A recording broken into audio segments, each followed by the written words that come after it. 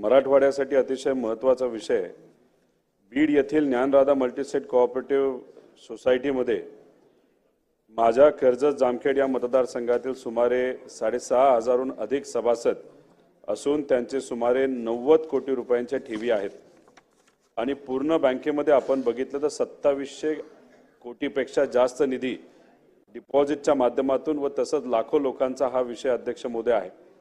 परंतु या संस्थेमध्ये हे पैसे इतर ठिकाणी वळवण्याने सर्वसामान्य खातेदारांना आपलेच हक्काचे पैसे मिळत नसल्याने हे अडचणीत आले आहेत। हे सर्व खातेदार शेतकरी, कामगार व सामान्य कुटुंबातील आहेत। त्यामुळे सामान्य ठेवीदारांची फसवणूक करणाऱ्या या आणि अशा इतरी संस्थेची चौकशी करून त्यांच्यावर योग्य ती कारवाई करावी। त्यांची मालमत्ता विकून या सर्व ठेवीदारांना त्यांचा पैसा लवकरात लवकर देण्यात यावा। अध्यक्ष महोदय, या विषयासाठी गव्हर्नर साहेबांशी माझी भेट झाली, चर्चा झाली। तसंच आरबीआयचे गव्हर्नर साहेबांनी सुद्धा या बाबतीतलं पत्र दिलेलं आहे।